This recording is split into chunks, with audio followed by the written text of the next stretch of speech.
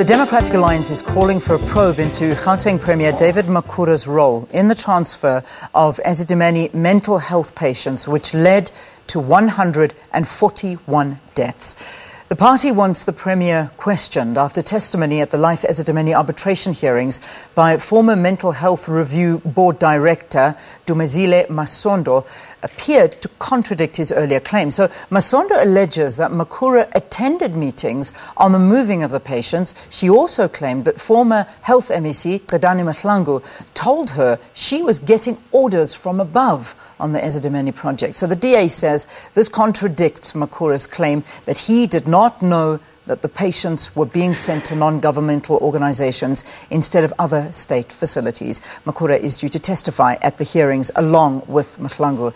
Joining us now in studio to give us an update. They've been working on this story.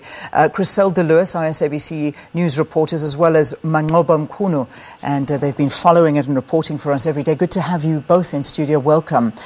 This certainly has been a very difficult story for you to report on. I mean, sitting in there, listening to these real-life stories, seeing the emotions of the families running high. We saw your reports, but what's it been like sitting there? Chriselda, let me begin with you. Absolutely harrowing, and I don't think we understood the complexity and the extent of the impact on these bereaved families until we sat in these arbitration hearings, hearing them talk about how they were not involved or consulted regarding the removal of their loved ones from Life Esidimeni centres and how the actual process itself was carried out. Harrowing details about how mentally ill patients were being transported at the back of open bakkies, the level of starvation that these families saw when they visited their loved ones at these NGOs that they had been moved to, the dehydration and the general state of these NGOs that they were transferred to, inadequate, unable to care for these patients who subsequently died. And it's been absolutely difficult listening to these stories, Leanne, because initially when we went into these arbitration hearings, we had a specific figure about the number of deaths, and to our surprise, when we arrived there, the numbers just kept escalating, and we're really asking ourselves questions, together with my colleague Manqoba, about whether this is the definite number. Yeah. Are there there 60 people still missing? That's right. 60 patients are still missing, and the number's sitting at 141. Do we still know whether there are more? Are there more people who are yet to come forward and say our loved ones were also part of this? So it's been absolutely harrowing, and I think the only thing that families want out of this is closure and the absolute truth to be told about what happened. Are these families getting any support? Because, I mean, we see them, through your reports and during this trial breaking down. They are devastated. And so are some of the NGOs. The leaders of those NGOs or the owners of those NGOs are also devastated, feeling that they've got blood on their hands. Is there support available? It's really been an emotional training experience, especially for the families, because they get to tell their stories of pain and suffering. They get to tell you stories of how they saw their loved ones deteriorate in front of their eyes weeks after being moved from Esidimeni. So really we've heard of shocking stories. And just to think of one at the top of my head is a lady by the name of Ntomfuthi Dladla, who told us of how she found her brother 8 months after he died. And she told of the shocking story of how she had to go into a mortuary to identify him and how she had to wear a mask to try because of the smell, the stench. It was so bad. And the fact that when they transported the brother's body, the flies were all over the undertaker. They couldn't even stop at robots because the situation was bad.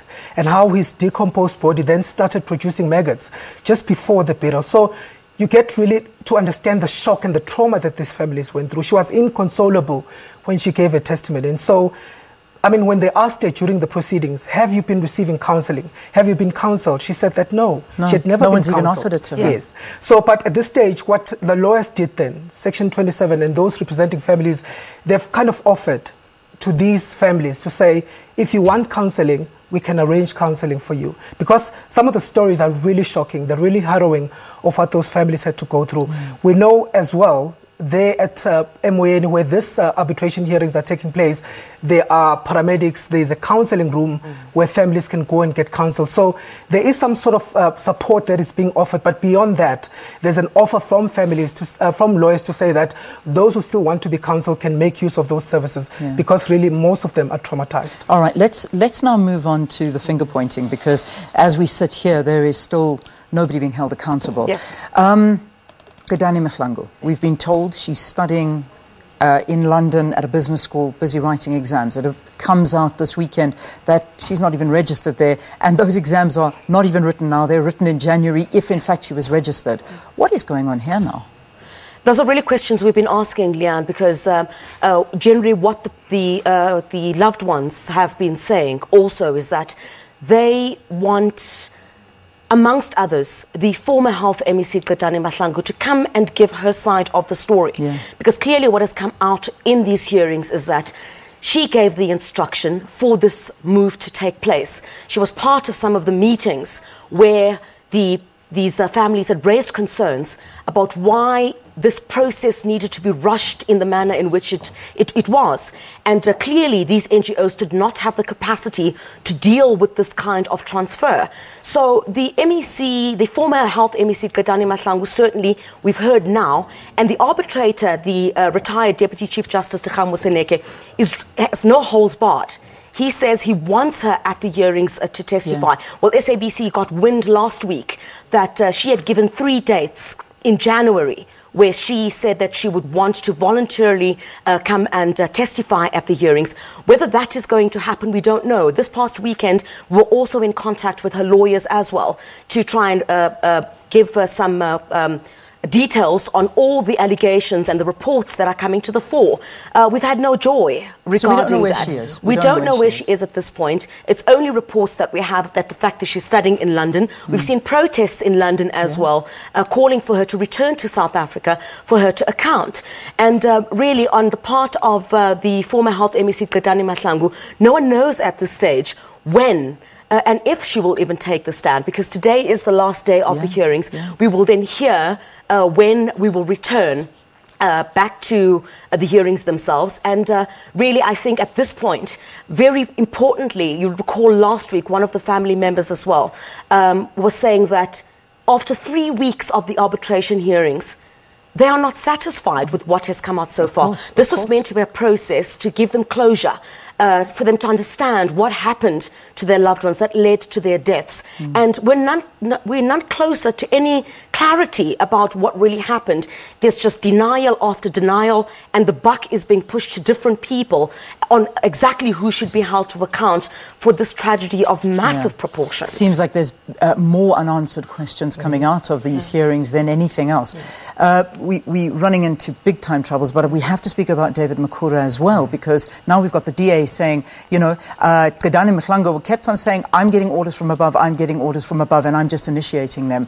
Who is above? That is David Makhura. Or does it even go higher than that? What are your views? That is the question, Leanne. I mean, that we're all trying to get answers to, because you'll recall that the Premier had always maintained that he was not involved. He didn't know that the Esidimeni transfers were happening, and that he didn't know about the deaths. In fact, we only heard that he only knew as early as September, when about 36 people had died, that there were deaths happening at that stage. So when the former mental health chair testified, mental health review that is, testified on Friday, we were really left shocked, you know, and wondering whether indeed, who is this person that she's referring to say that Gadani was getting orders from above. Health Minister? We haven't heard from him. We don't know yet, but also we're expecting that he might be called to testify. So it's really left questions, because the Premier has always maintained that he didn't know about the process and that he was not informed about those moves. All right, we've got to leave it there, but I know that Judge Moseneke says he is not going to close these hearings